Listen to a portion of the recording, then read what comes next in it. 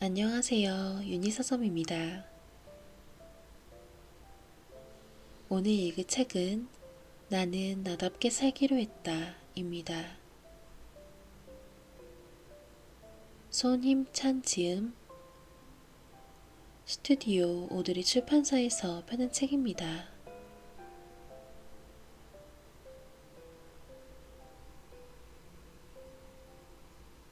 시간을 새롭게 발견하는 일, 여행. 여행은 낯선 장소, 낯선 문화, 낯선 사람을 만날 수 있는 기회다. 여행 중에 느끼는 이질적인 감정은 자신의 새로운 모습을 발견하는 계기가 되기도 한다. 나 역시 그런 경험이 있다. 필리핀에 있는 팔라완에 갔을 때 일이다. 팔라완은 세부나 보라카이처럼 널리 알려져지는 않았지만 그렇기에 좀 더 여유로운 곳이다. 거기서 특별하고 자극적인 사건이 있었던 건 아니다. 단지 사람들의 에너지가 다르다는 걸 확실히 느꼈다. 한국에서는 서울, 특히 지하철 2호선과 9호선, 강남과 홍대, 연남동 거리 등 번화가를 오가는 사람들의 발걸음이 정말 빠르다는 생각을 자주 했다. 각자 목적지로 가는데 정신이 팔려 내 걸음마저 재촉하게 되는 사람들 틈에서 나는 곧잘 멍해지곤 했다. 팔라완 사람들은 전반적으로 느긋했다. 팔라완에 머무는 내내 빨리빨리 행동해야 한다는 느낌을 받은 적이 없었다. 팔라완 사람들은 그럴 수도 있지 라는 마인드를 항상 지니고 있는 듯 했고, 이런 분위기는 관광객들에게도 영향을 미쳐 그 도시에 머무는 모든 사람들에게 여유를 선사했다. 같이 여행 간 동생이랑 해변에서 일몰을 본 적이 있다. 주변 사람들 모두 낮게 깔리는 햇빛을 받으며 편안하게 대화를 나누었다. 누구 하나 화내는 사람이 없고 성급한 사람이 없었다. 그저 소중한 이들과 추억을 함께 나누고 그 순간을 충실히 누리고 있을 뿐이었다. 이 장면은 내게 평정심을 안겨주었다. 이후에도 머릿속이 복잡할 때마다 이 일몰의 순간을 떠올린다. 그러면 이내 고요함이 찾아들면서 나를 다스릴 수 있게 된다. 이렇듯 여행은 시간의 속도를 재발견하는 일이다. 그리고 그렇게 나를 둘러싼 환경이 달라지면 새로운 내가 보인다.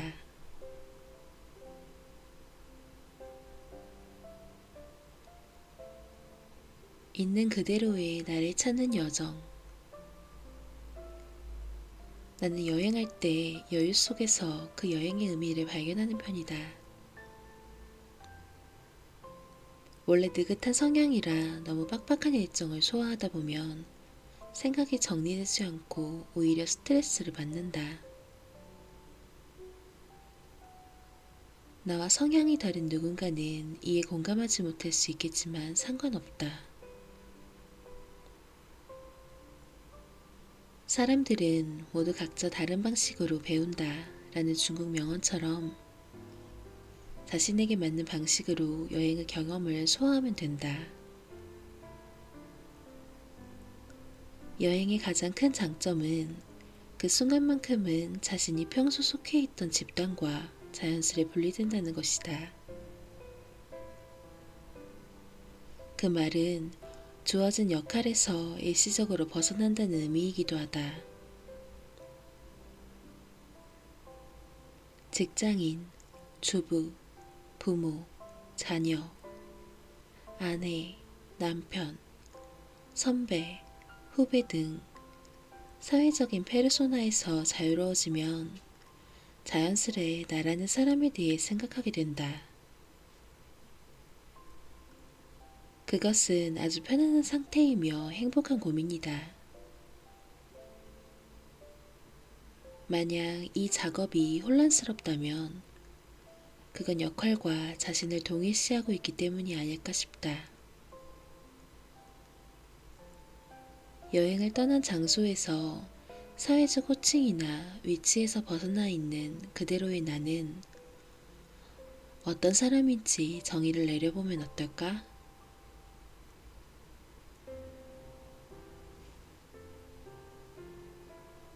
비우는 일의 가치, 청소. 여행은 돈과 시간을 투자해야 가능한 일이다.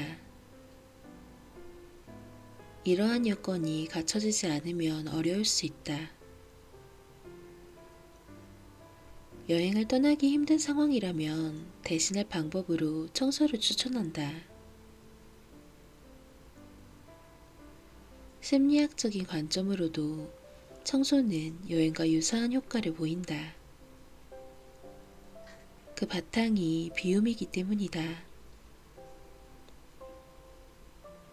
여행을 떠난다는 것은 기존의 것들을 잠시 내려놓고 평소 머무르던 환경을 바꿔 기분을 새롭게 하는 것이다.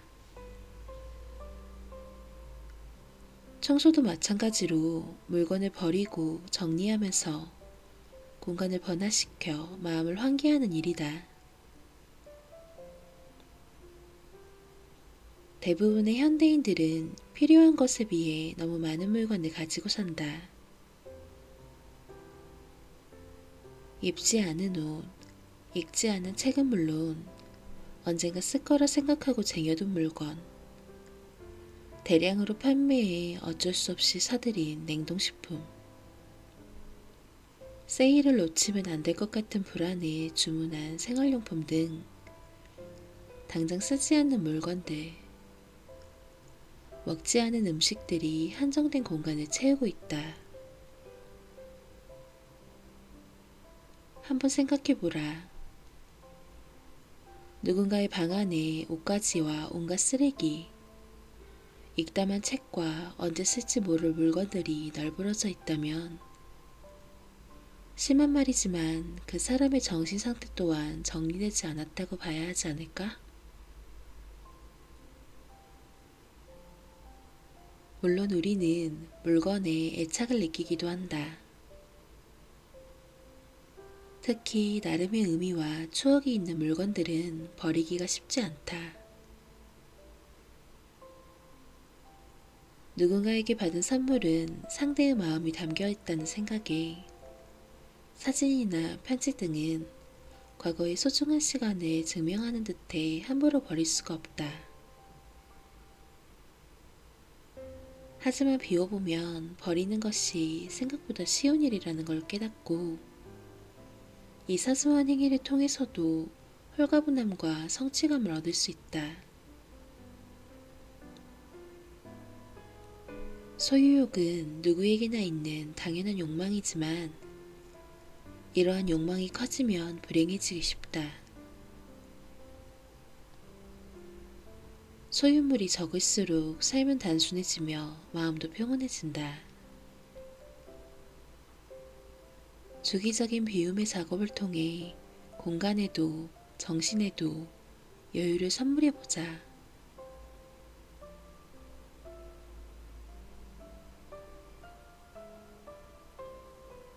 비울수록 채워진다. 버릴 수 없다는 생각부터 버려라. 버리는 것도 기술이다 라는 비움에 관한 명언으로 유명한 일본의 미니멀리스트 사사키 호미오는 자신이 져서 나는 단순하게 살기로 했다에 제대로 버리는 방법을 상세히 소개하고 비움으로써 채워지는 삶의 만족감을 서술하고 있다. 그렇다면 물건을 버리고 공간을 비우기 위한 첫걸음은 무엇일까? 먼저 물건을 바라보는 사고방식 자체를 바꿔야 한다. 저 물건이 언젠가 필요할 거야. 저 옷을 입을 일이 있을지도 몰라. 저 책은 꼭 읽어야 해. 나중에. 라는 생각은 물건을 쌓아놓을 구실일 뿐이다. 두 번째로, 당장 쓰거나 입거나 읽지 않는 물건은 모두 버리거나 나누거나 기부하라. 그렇게 없앤 물건이 필요한 순간이 오더라도 그 물건을 어떻게든 다시 마련할 수 있다.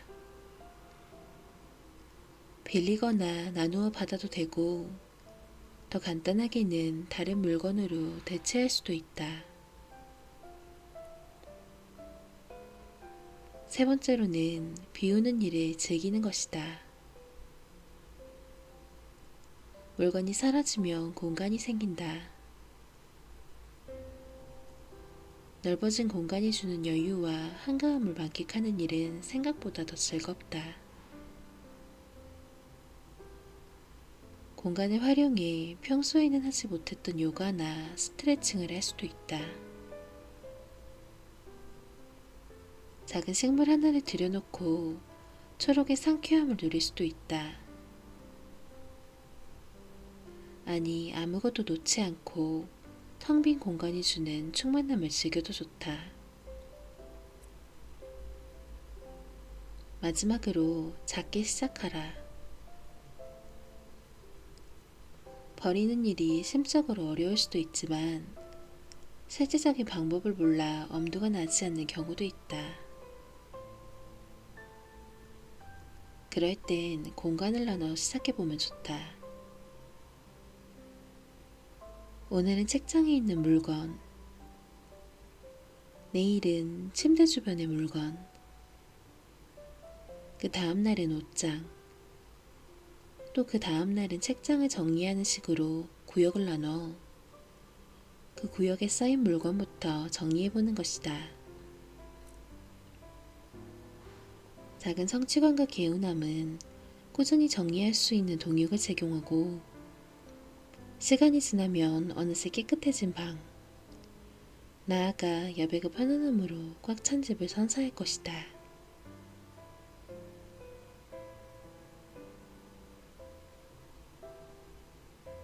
움직이면 반드시 행복하다. 운동. 아무것도 하기 싫은 날이 있다. 한없이 게을러져 침대에만 누워있고 싶고, 잠을 12시간씩 자도 활력이 없는 날 말이다. 나는 그럴 때 억지로 몸을 일으켜 밖으로 나가 잠깐이라도 산책한다. 그러고 나면 어떤 일을 할 의욕이 자연스레 생겨나곤 한다. 특히 산책, 즉 걷기는 내게 글에 대한 영감이나 사업에 대한 아이디어를 제공하는 의식과도 같은 행위다. 나를 찾아가는 과정 또한 내가 활성화되어야 한 걸음씩 능동적으로 나아갈 수 있다. 물론 운동을 하지 않아도 사는데 전혀 지장이 없다고 주장하는 사람들도 있다. 그렇지만 운동은 삶의 질을 높일 수 있는 획기적인 행동이자 스스로의 잠재력을 키우는 훌륭한 수단이다. 운동이 우리에게 어떤 긍정적인 영향을 미치는지 알아보자. 운동이라는 스트레스 상황에 지속적으로 노출되면 스트레스에 대처할 수 있는 내성이 생긴다. 쥐를 대상으로 운동에 관해 실험한 결과 운동한 쥐는 그렇지 않은 쥐에 비해 스트레스 상황에서 노르에피네프린을 적게 분비했다. 노르에피네프린은 교감신경계를 자극하는 호르몬으로 쉽게 말해 스트레스를 일으키는 원인 물질이다. 요즘 사람들은 언제 어디서나 인간관계로 스트레스를 받는다. 먼 옛날에는 이 스트레스가 인간이 살아남을 수 있도록 긴장 상태를 유지하게끔 만들어 주었지만 지금은 보기 싫은 사람을 계속 봐야 하거나 하기 싫은 일을 억지로 해야 하는 경우에서 생기는 만성 스트레스가 극심해 신체적으로나 정신적으로 취약해질 수밖에 없다. 세계적인 신경과학자이자 우울증 전문가인 앨릭스 코브는 우울할 땐 뇌과학이라는 책에서 운동이 주는 긍정적 영향을 신체적, 정신적, 사회적으로 나눠 정리했다. 먼저 운동이 신체에 미치는 영향으로는 에너지와 활력의 증대, 수면의 질 상승과 뇌 회복의 도움, 식욕 증진을 통한 스트레스 해소와 건강 개선을 꼽았다. 또한 운동은 정신을 예리하게 만들고 계획을 세우거나 결정을 내리는 데 도움을 줄 뿐만 아니라 기분을 좋게 하고 불안과 스트레스를 낮추며 자존감을 높인다고도 했다. 마지막으로 사회적인 영향으로는 세상 밖으로 나가게 해준다는 점을 들었다. 비단 앨릭스 코프뿐만 아니라 많은 신경과학자들이 운동에 대한 중요성을 강조할 때 현존하는 어떠한 약도 그 효과를 흉내낼 수 없는 마법의 약이라는 표현을 했다. 신경과학자인 다니엘 롤퍼트는 내가 존재하는 이유는 단 하나, 움직이기 위해서라고 주장했다. 바닷속에 사는 멍게는 머무는 곳을 정하기 전까지만 내가 존재한다. 그리고 특정 시기에 이르러 머물 것을 정하고 나면 더 이상 뇌를 필요 없다고 여기고 신관계와 같이 먹어버린다. 움직임이 멈추고 필요성이 사라지는 순간 뇌는 연령만 소모하는 장식품이 되는 것이다. 인간도 마찬가지로 뇌세포가 활성화되지 않으면 사고의 속도나 의식의 확장이 무뎌진다. 운동이란 건강한 몸을 만들기 위한 목적도 있지만 우리의 뇌를 활성화시켜서 더 창의적이고 생산적으로 사고하도록 돕는 활동이기도 한 것이다. 손가락 하나 까딱할 힘도 나지 않을 만큼 무기력한 날, 몸을 일으켜 창문을 여는 일, 몸을 씻고 거울을 보는 일부터 시작해 신발을 신고 집 근처를 10분만이라도 걸어보자. 거창한 운동을 할 필요는 없다. 조금씩이라도 몸을 움직이다 보면 마음가짐도 생활도 어느새 달라질 것이다.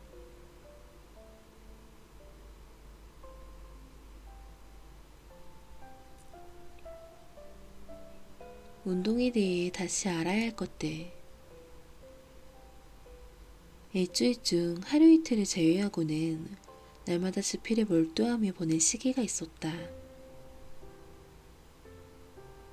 열심히 작업한 건 좋았으나 몸을 돌보지 않은 탓에 생활에 지장이 있을 정도로 허리 통증이 심해졌다. 6개월 정도 한의원에 매일같이 출근 도장을 찍으며 치료를 받고 나서야 통증이 줄어 정상적인 생활이 가능했다. 통증이 좀 가시자 운동을 해야겠다 싶어 헬스를 시작했으나 시작하자마자 허리 통증이 도졌다. 근본적인 치료가 필요했다. 때마침 한의원 원장님의 소개로 실력 있는 재활 트레이너를 만났는데 그가 바로 CFSC 자격증을 보유한 이상훈 트레이너였다. 당신에게는 미적인 관점의 운동이 아니라 인체 고유의 기능을 살려주는 훈련이 시급했다. 이상훈 트레이너에게 훈련을 받으면서 운동에 대해 유념해야 할 내용을 구체적으로 들을 수 있었다. 독자에게도 도움을 주고자 여기에 옮겨본다. 이상훈 트레이너는 먼저 운동하기 전 알아야 할 사항을 전달했다. 생활 패턴의 중요성이 그것이었다. 활동이 부족하면 체형이 어느 한쪽으로 쏠리기 마련인데요. 10분에서 20분 정도만 같은 자세로 있어도 근육은 굳어지려는 성향을 보입니다. 예를 들어 800회를 하고 옆으로 누워서 TV를 보다가 TV에 집중하는 동안에는 아무렇지 않았는데 몸을 움직이려 할 때 팔이 아파 하면서 일어나잖아요. 이런 원리입니다. 힘찬 작가님도 집필할 때 모니터에 집중한 나머지 자세를 바꿔주질 않으니 몸의 특정 부위가 굳는 거죠. 그럼 몸이 굳어 통증을 느끼는 이유가 꼭 운동 부족이 아니라 생활 패턴의 문제이기도 하네요. 네, 맞습니다. 게다가 요즘 사람들은 잘 걷질 않아요. 가까운 곳으로 이동할 때에도 차를 타고 건물을 오르내릴 땐 엘리베이터나 에스컬레이터를 이용해요. 엘리베이터로 주차장을 내려와 곧바로 차를 타고 이동하는 식이죠. 주로 앉아서 하는 일을 많이 하기도 하고요. 그러니 따로 시간을 내어 운동하지 않으면 몸이 굳을 수밖에 없어요. 몸이 굳은 상태에서 평소에 잘 하지 않는 큰 동작을 하면 굳은 부위에 무리가 가는 것은 당연해요. 그 다음으로는 운동의 필요성을 대부분 인지하고 있어도 쉽사리 시작하지 못하고 힘들게 시작했더라도 지속하지 못하는 이유가 궁금했다. 사람들이 보통 몸이 불편해지면 운동을 시작하잖아요. 아니면 저처럼 체력이 떨어지거나 저도 몸의 통증을 느끼고 나서야 재활을 시작하게 됐는데요. 운동의 필요성을 잘 알고 있으면서도 왜 대부분 뒤늦게 운동을 시작하는 걸까요? 그리고 시작하더라도 지속하지 못하는 경우가 많은데 그 이유는 뭘까요? 몸이 불편해서 오히려 운동을 못하는 사람도 많아요. 몸이 아프거나 다치면 병원에서는 움직이지 마라, 무리하지 마라 해요. 일상생활을 하는 것만으로도 무리가 되는 사람들은 섣불리 운동을 시작할 수도 없죠. 게다가 움직임이 줄어들고 조심스럽게 생활하는 환경에서는 몸이 저항할 수 있는 능력이 떨어지니까 통증이 더 심해질 수밖에 없습니다.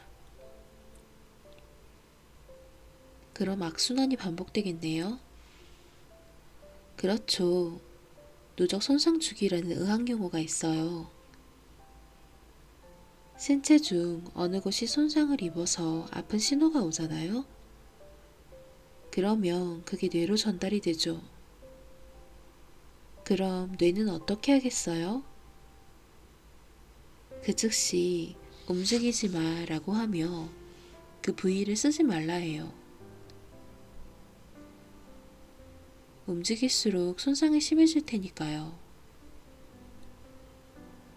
명령을 내리고 나면 움직임을 막기 위해 뇌가 뭔가 주고받던 신호를 차단하겠죠? 그럼 뇌하고 소통이 끊기니 그 부위의 기능이 퇴화하는 거죠. 운동의 중요성만이 강조되는 사회에서 어쩔 수 없이 운동을 못하는 사람도 있다는 의외의 사실을 알게 되었다. 다음으로 트레이너 선정 기준에 대해 물어보니 신중한 선택이 중요하다는 답이 돌아왔다. 트레이너를 선별하는 자신만의 방법이나 기준이 필요합니다. 많은 사람들이 소위 PT라 줄여 말하는 퍼스널 트레이닝을 받아봤을 거예요. 이 트레이닝은 운동 방법을 비롯해 건강 전반에 관한 관리를 받아야 하므로 신중하게 생각해야 합니다. 몸이 좋아 보여서 잘 가르치리라 기대하고 선택한 트레이너가 자기 몸은 잘 만드는데 남의 몸 다루는 건 잘 모를 수 있거든요. 아무리 춤을 잘 추는 댄서라 해도 남을 가르치는 건 서툴 수 있는 것처럼요. 그렇죠. 그래서 잘 모르겠다 싶으면 경력이 있는 트레이너를 선택하는 것도 좋은 방법입니다. 경력이 있다는 것은 이 일에 애착이 있다는 뜻이니까요. 또 관련 분야 공부를 꾸준히 하고 있는지도 확인해야 합니다.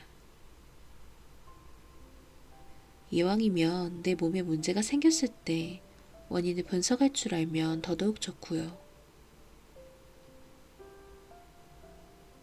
퍼스널 트레이닝을 받을 때 유념해야 할 점이 있을까요?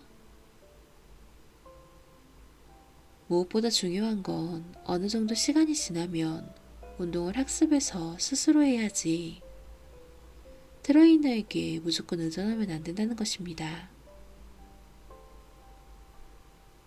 반대로 내가 알려주는 방법으로 계속해야 된다라고 하면서 정보를 제한하고 본인에게 기대게끔 하는 트레이너도 경계해야 합니다. 결국에는 운동을 혼자 할 수 있어야 한다고 이야기해주고 그렇게 도와주는 게 트레이너의 역할이라고 생각합니다. 운동이 효과를 드러내기까지 얼마나 걸릴까요? 사람들 대부분이 운동의 재미를 느끼기까지의 시간을 너무 짧게 잡아요. 사실 심신의 변화는 금방 나타납니다. 문제는 운동의 필요성을 깨닫고 습관화하기까지의 기간이에요. 운동을 하지 않은 기간은 몇십 년인데 고작 3개월이나 6개월 정도 하고 나서 왜 여전히 힘들고 익숙하지 않느냐고 불만을 털어놓아요. 운동은 평생 한다고 생각하고 느긋하고 꾸준하게 하는 것이 중요합니다. 꾸준하게 할 수 있는 방법이 있을까요? 운동을 맹목적으로 찬양하면서 하라고만 하면 동기부여가 될 리 없겠지요. 그래서 CFSC에서도 왜라는 부분을 계속 세분화하라고 강조합니다. 운동을 왜 해? 체력을 기르려고. 체력을 왜 길러? 조기 축구를 할 때 체력이 부족한 것 같아. 조기 축구부에서 포지션이 뭐야? 그 포지션에 필요한 운동 능력이 스피드야, 민첩성이야, 아니면 지구력이야? 라는 식으로 왜라는 질문을 계속 던지면서 운동의 필요성을 세분화했으면 합니다. 운동의 이점은 생리학적으로 무수히 많아요. 당뇨 수치도 내려가고 혈압도 낮아지고 심장과 폐도 튼튼해져요. 단순하게 허리가 아파서 운동을 해야 한다고 하면 허리 통증이 자신에게 어떤 영향을 주는지, 허리가 나으면 무엇을 할 수 있는지 구체적으로 생각해 보면 좋습니다. 덧붙여 말하면 자신의 신체 기능을 회복시킨 후에 근육을 키울지 말지 결정하는 것도 중요하겠죠.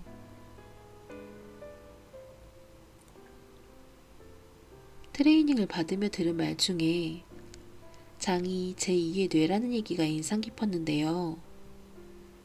장과 뇌가 개별적인 신체 기관이라 생각했는데 연관이 있는 줄 몰랐어요. 미국의 의학 박사 에머런 메이어가 쓴 더 커넥션이라는 책을 보면 잘 알 수 있습니다. 장과 뇌의 상호작용을 설명하면서 장에 사는 미생물에 관한 정보를 전달하죠. 행복 호르몬이라 불리는 세로토닌은 체내의 8-90%가 장의 신경세포로 만들어진다고 해요. 머릿속의 뇌보다 생산해내는 양이 많아요. 그래서 맛있는 음식을 먹으면 기분이 좋아지는 걸까요? 맞습니다. 우울감을 느낄 때 내가 호르몬의 지배를 받는다고 흔히들 생각하는데 장 건강에 영향이 큽니다. 우울한 사람들이 보면 인스턴트 음식을 자주 먹어요. 인스턴트 식품에는 섬유질이 포함된 채소가 들어있지 않은 경우가 많아서 장내 유익균이 만들어지지 않아요. 그러니 인스턴트 음식을 많이 먹으면 장이 건강하지 못하고 세로토닌 생성도 어려워 우울한 감정을 쉽게 느끼죠.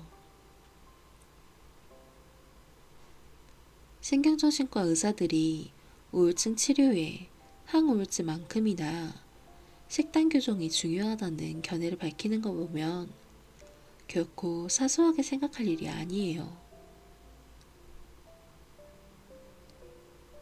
운동만큼 식습관도 중요하다는 사실을 잘 알겠습니다.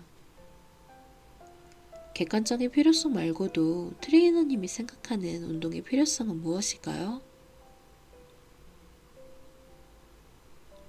시간이 지날수록 사람들은 먹는 걸 즐기고 덜 움직일 거예요.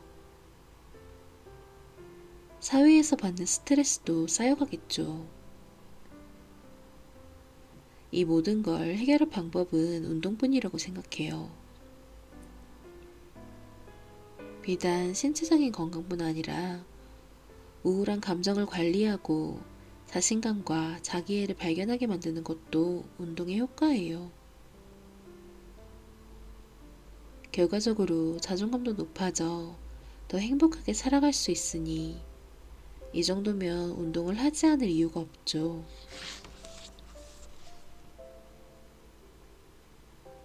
기한이 정해져 있는 우리 삶에서 얼마나 행복하게 하루하루 순간순간을 살아가느냐 하는 것은 대단히 중요하다.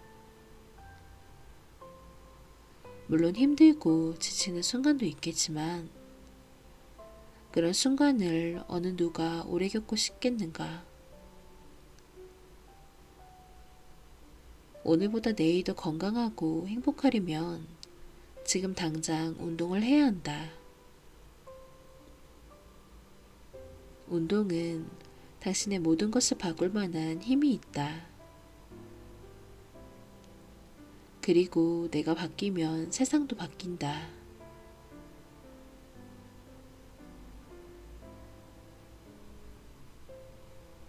삶이 특별해지는 경험, 독서. 제가 대학에 있을 때는 미래를 내다보고 점들을 연결하는 것이 불가능했습니다. 그러나 10년 후에 돌아보니 매우 분명히 보이더군요.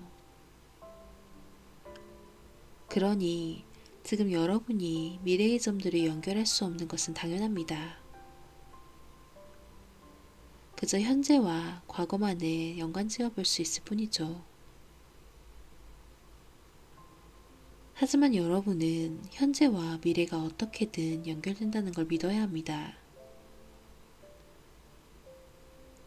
배짱, 운명, 인생, 카르마 등 어떤 식으로라도 믿음을 가져야 합니다. 왜냐하면 현재가 미래로 연결된다는 믿음이 여러분에게 가슴에 따라 살아갈 자신감을 주기 때문입니다. 아무리 험한 길이라 하더라도 말입니다. 그것이 인생의 모든 차이를 만들어냅니다. 애플 창업자로 유명한 스티브 잡스가 스탠퍼드 대학교에서 한 졸업 연설이다. 나는 20대 초반부터 마인드 세팅을 위해 잡스가 연설하는 영상을 지겹도록 시청했다. 이후에도 미래에 대한 확신이 희미해질 때마다 영상을 다시 보고 난다. 현재가 점이라면 미래는 선이다. 미래는 현재의 점들이 모여 결국 완성된다.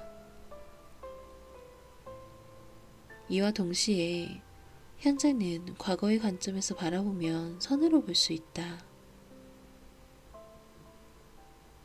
아무리 가난하게 태어났다 하더라도 죽기 직전까지 그러하다 보면 본인에게 책임이 있다는 날카로운 지적처럼 나의 현재 모습은 결국 과거의 선택으로 완성된 것이며 나의 미래 모습은 현재의 내가 만들 것이다. 책이라는 건 다른 사람의 경험과 통찰이 가득 담겨있는 보물 상자와도 같다. 페이지를 펼치면 공간과 위로를 만나기도 하고 평소에 생각했던 것에 대한 확신을 받기도 한다. 이러한 독서의 역할은 제각각 유의미한 동시에 상호 보완적이기도 하다. 다만 현재 우리에게 곤란한 점이 있다면 독서를 통한 깊은 몰입이 어려운 상황에 처해 있다는 것이다. 한국의 독서량 부족 현상은 매해 심각해지고 있는데 솔직히 책 외에 재미난 콘텐츠들이 너무나 다양하니 당연한 현상이기도 하다. 물론 책 읽기가 하나의 문화로 자리 잡혔기 때문에 꾸준히 독서를 이어가는 사람도 여전히 있지만 그 숫자는 유튜브나 포털 사이트 이용자에 비하면 현저히 적다. 세상에 좋은 책이 많다는 건 그만큼 뛰어난 사람이 많다는 이야기다. 모든 주제에 관한 전문가의 지식을 책에서 찾을 수 있고 그 비용은 결코 비싸지 않다. 어떤 문제를 해결하고 싶을 때 간단한 검색으로 답을 얻으려고 하는 건 쉬운 길이지만 남는 것은 거의 없다. 문제를 해결하는 의식이나 아이디어 같은 것들은 주어진 선택지뿐만 아니라 예상치 못한 통찰과 발견을 통해 얻어질 때도 있기 마련이다. 샤워하거나 산책할 때 번뜩이는 아이디어를 얻는 것과 같은 맥락이다. 책이라는 페이지에 적힌 문장들은 마치 보물지도와도 같으며 거기에는 내 사고를 쏙쏙시켜주는 생각들이 곳곳에 숨어있다. 다른 무언가와 멀티태스킹을 하지 않고 독서에만 몰입하고 있다면 뇌는 오롯이 문제와 해결의 자료들을 재조합하고 구성하는 작업을 하고 있을 것이다.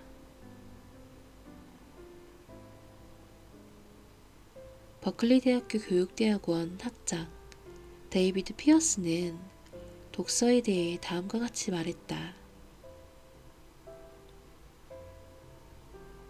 독서와 작문을 지속하면 여러 조합의 전략을 얻게 됩니다. 자신이 읽고 있는 것을 이해할 수 있는 감각을 얻고 이해가 되지 않았던 어려운 내용을 습득하는 방법을 배웁니다.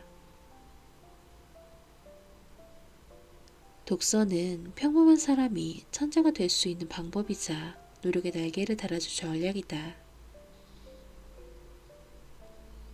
창처럼 날카로운 통찰을 안겨주면서도 방패처럼 자신의 마음을 지켜주기도 한다. 처음에 언급했던 것처럼 내 인생은 어쩌면 작은 점 하나에 그칠 수도 있다.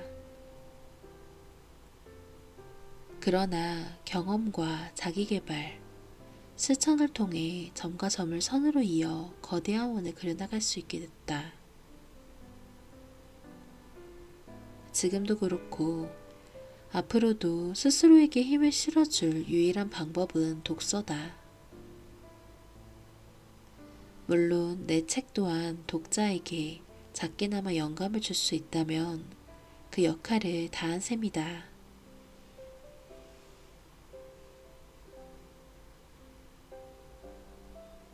좋은 독서는 건강한 식사와 같다.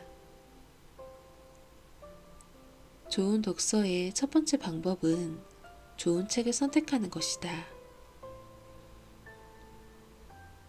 좋은 책을 선정하는 데 일반화된 기준은 없다. 이는 지극히 주관적이다. 책이 인간의 세계관과 같다면 그 모양은 우리의 얼굴 모양처럼 가지각색일 것이다. 그러므로 정확히 알아야 할 건 본인의 취향이다. 어떤 주제에 관심이 있는지 스스로에게 질문하고 정 모르겠다 싶으면 서점에 가보자.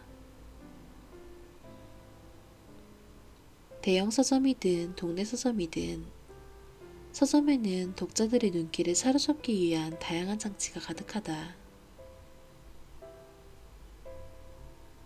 베스트셀러부터 최근 나온 신간, 주목할 만한 분야별 도서까지 매대에는 수많은 책들이 가지런히 진열되어 있다.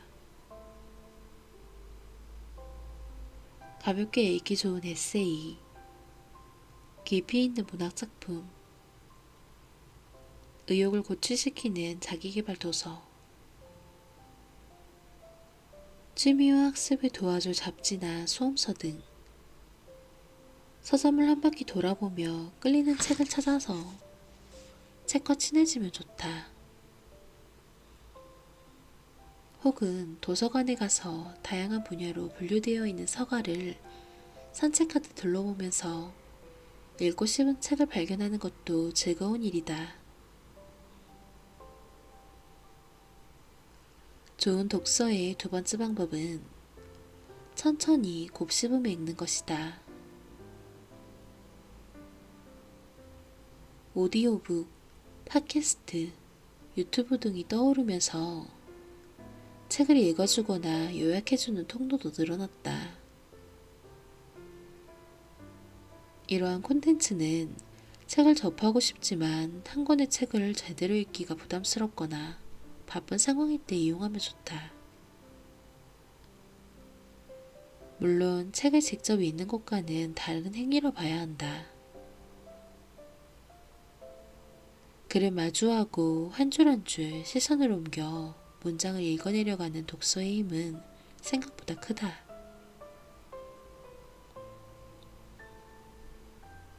사고를 훈련하거나 글을 쓰기 위해서는 먼저 인풋이 이루어져야 한다. 읽기가 되지 않으면 쓰기는 이루어질 수 없으며 쓰더라도 사고의 지구력이 달려 오래가지 못한다. 또한 표현력이 부족해 같은 말을 반복하거나 비슷비슷한 생각과 이야기만 늘어놓게 된다. 제대로 읽는 습관은 내 생각을 분명하게 표현하고 전달하는 데 도움을 준다. 책을 읽을 때는 나만의 속도로 페이지가 넘어간다. 이는 자연스러운 일이다. 사색은 책 속을 여행하며 이루어진다. 지금 눈앞에 보이는 글들을 읽으며 어떤 생각을 하고 있는가? 그걸 알아차리는 것만으로도 충분하다.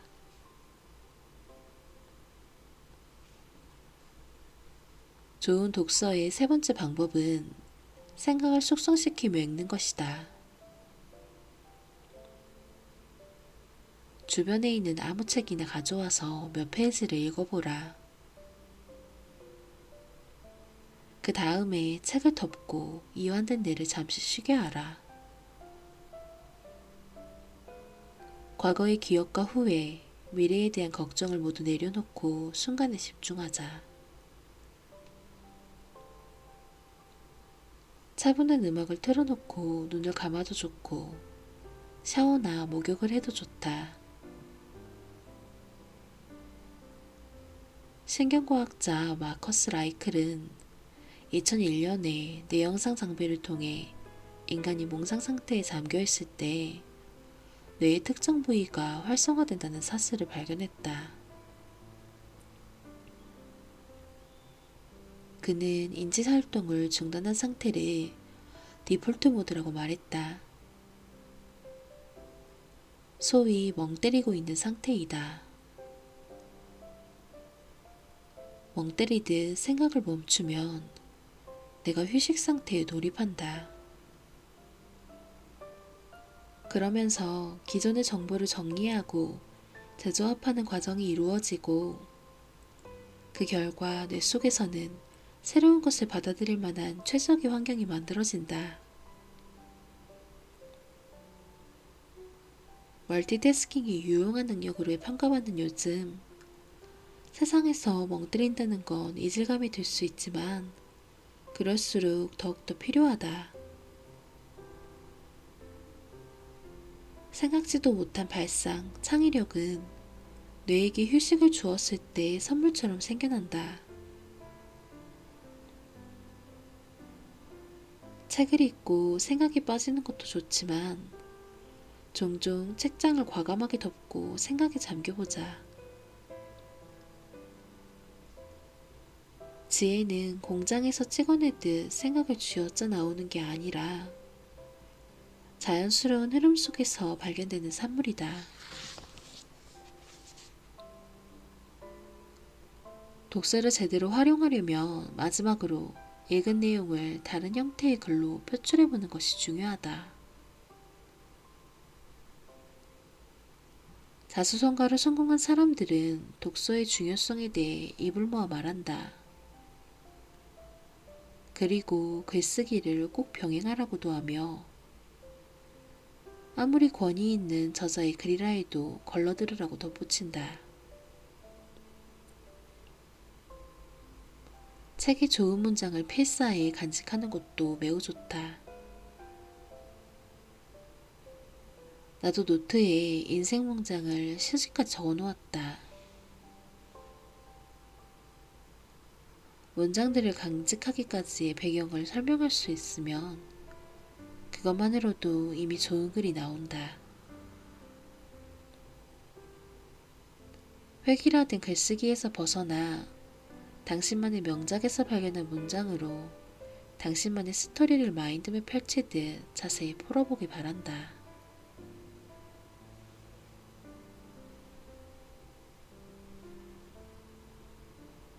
세상을 견디는 힘, 글쓰기. 글을 써야 하는 이유는 정말 다양하다. 자신의 감정을 표현하거나 정리해보기 위해 글을 쓸 수도 있고, 자신의 상처를 표출하면서 카타르시스를 얻기 위해 글을 쓰기도 한다. 기획서를 작성한다거나 논문, 보고서 등 실용적인 목적으로 쓸 때도 있다. 미국의 온라인 라이프 매거진 덤 리틀맨의 기사에서 힐링 글쓰기의 4가지 방법을 소개했다. 첫 번째, 나를 화나게 하는 것들을 적어보라. 나를 화나게 하고 내게 스트레스를 주는 것들을 전부 글로 옮겨보는 것이다. 이를테면 직장에서 당한 억울한 일, 내 의견을 무시하는 상대, 거리의 소음이나 불친절한 산정 직원 등의 여러 상황을 있는 그대로 써보자. 불교에서는 분노를 자신의 손에 쥔 숯불을 그대로 상대방에게 던지는 행위라 정의한다. 그런 만큼 화가 나면 따라오는 말과 행동은 우리가 가장 경계해야 할 것들이다. 화가 날 때마다 무차별적으로 화를 분출하는 건 올바른 방법이라 볼 수 없다. 특히 감정은 전염되는 특성이 있기 때문에 다른 사람에게 악영향을 주는 경우가 많다. 그러니 화가 나면 그 감정을 글로 한번 적어보자. 글로 써보면 나와 화를 어느 정도 분리할 수 있다. 두 번째는 걱정거리나 근심거리를 모두 적은 다음 심호흡해보는 것이다.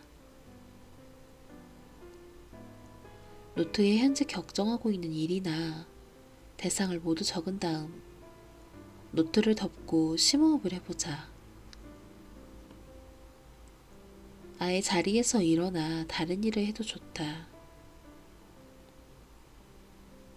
가능하다면 실내로 나가 산책을 하는 것도 좋은 방법이다.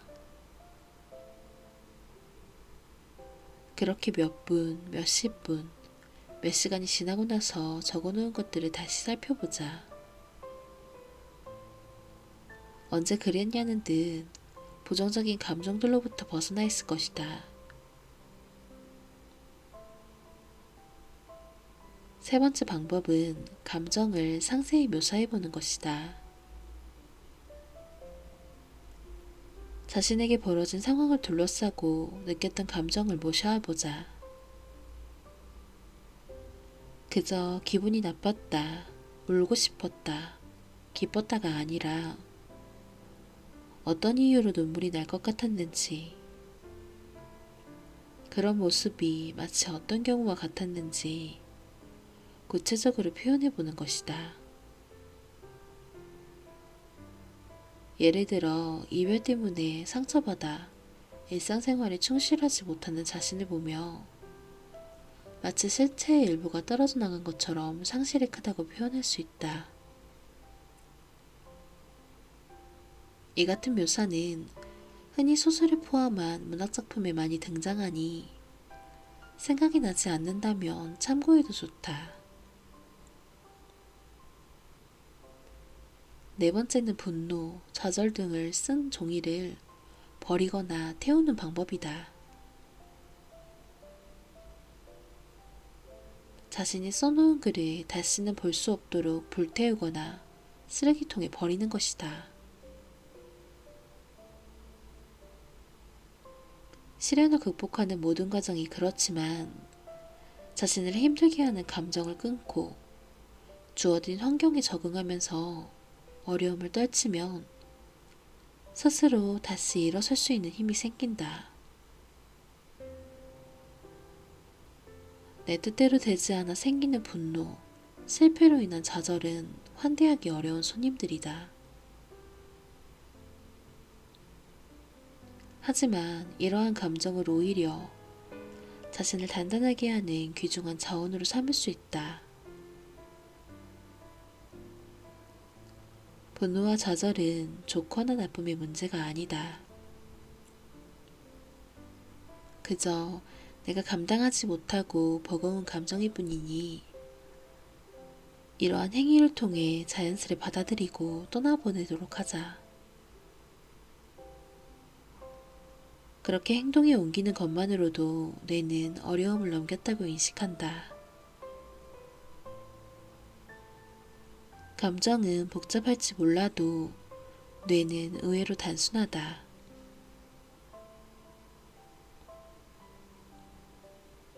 글쓰기 방식은 목적에 따라 천차만별이지만 모든 활동의 기본적 요소임은 분명하다.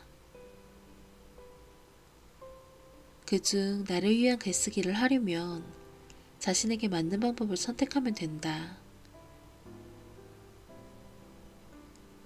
참고가 되길 바라는 마음으로 자존감을 관리하는 글쓰기 비법을 하나 더 알려주고자 한다. 진심에서 나온 단호박 거절은 상대방에게 맞추고 심지어 귀찮은 일을 피하려고 무심코 한 승낙과 비교하면 훨씬 가치가 있다.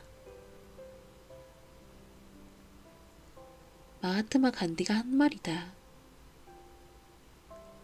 즉, 자신이 허용할 수 없는 범위, 용납할 수 없는 부분, 절대로 양보할 수 없는 기준이 있어야 한다. 그러니 자신만의 기준에 대해 한번 써보도록 하자. 우리가 감정으로부터 늘 뒤통수를 맞는 이유는 대상을 둘러싼 감정의 정체를 잘 알지 못하기 때문이다. 그러므로 분노라는 감정 역시 그 대상에 대한 이해와 나에 대한 이해가 이루어진다면 쉽게 다룰 수 있다. 심리학자들은 분노라는 감정에 대해 임모와 말한다. 화가 난다는 감정은 자신의 영역이나 한계를 설정하고 침입자를 내쫓는 데 사용하는 감정이다. 화가 나는가? 그렇다면 기억하자. 분노는 침입하는 바이러스를 쫓아내는 항체와 같은 역할을 한다는 것을.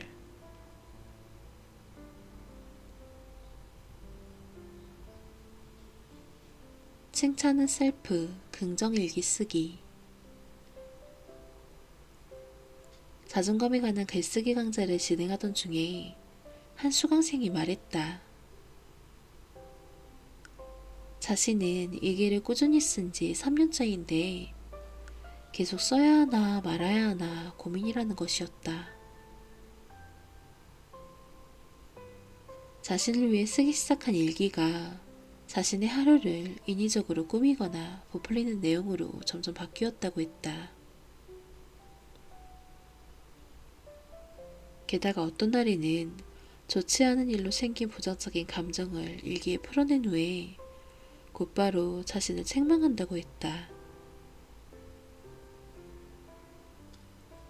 강의를 시작하자마자 나온 얘기라 그날은 그 사연으로 강의에 운을 뗐다.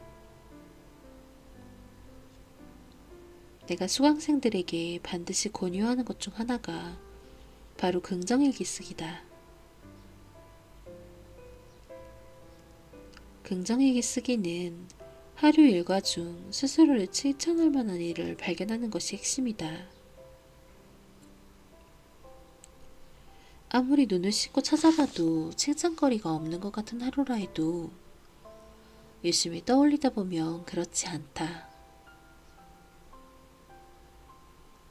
물론 내가 없었더라면 되지 않았을 일들, 내 덕에 일이 잘 풀릴 경험이라면 긍정일기로 쓰기 더할 나위 없이 적합하겠지만 이런 일들이 누구에게나 매일같이 일어나지는 않는다.